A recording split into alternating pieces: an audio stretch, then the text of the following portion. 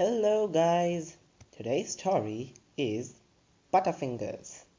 This story is about a Dame Hopscotch who kept a butter shop. Her butter was beautiful and nobody ever asked for anything else except her butter when it was present.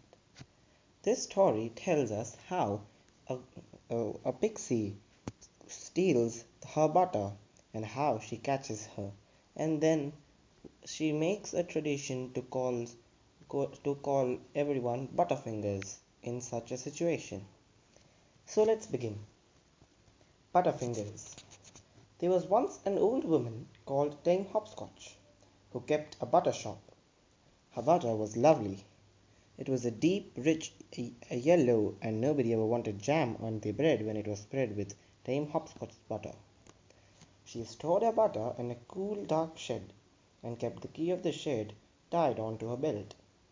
She was always afraid of robbers, and many a rogue had tried to steal her butter and carry away a big barrel of it.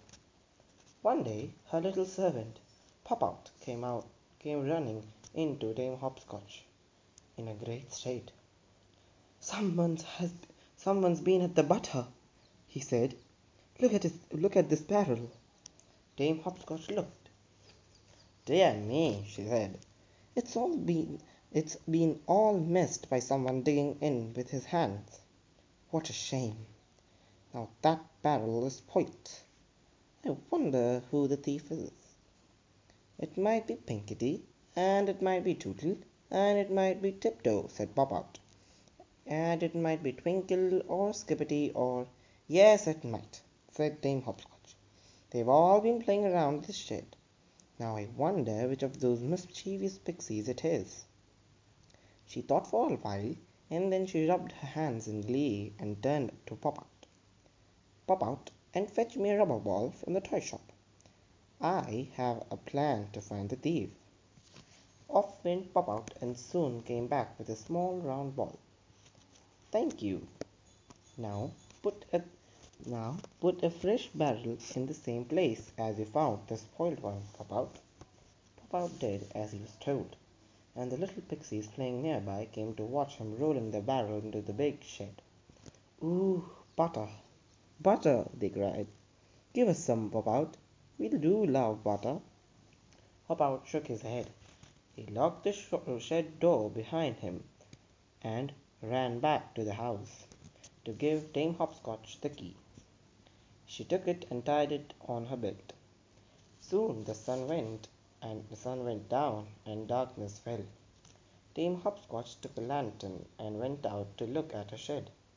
She went carefully all round it and at last found a little hole, not much bigger than a pixie's fist in one side. Ha! she said. That's where the rascal got my butter. He put his hand and took off the lid of the barrel, and then dug out handfuls of my beautiful butter. I'll catch him tomorrow.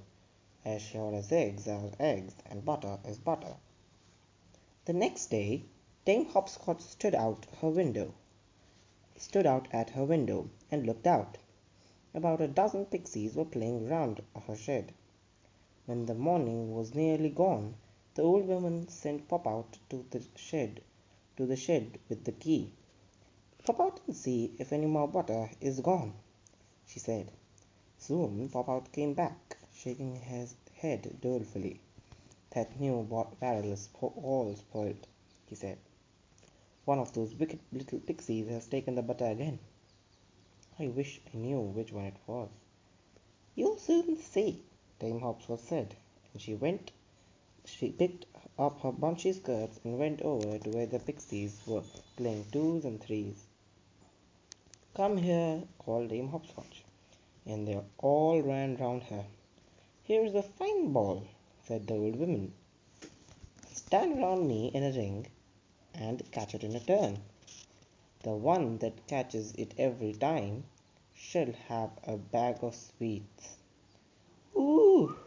cried the pixies in joy, and jumped up and down excitedly. They stood round Dame Hopscotch and she threw the ball to each one in turn.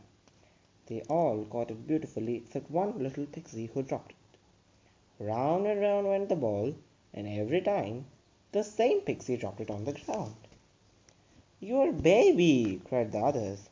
"Whatever is the matter with you, Skippity?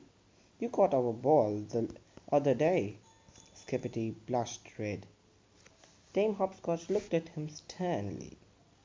"I can tell you why Skippity keeps dropping the ball," she said. "Show us your hands, Skippity." Skippity held out his hands. They were all slippery with butter. "Look," said Dame Hopscotch. "He has been robbing my butter barrels, digging into them with his hands. That is why he couldn't catch the ball, but dropped it every time. His hands were slippery to hold it. And ever since that day we call out Butterfingers to anyone who misses catching a ball."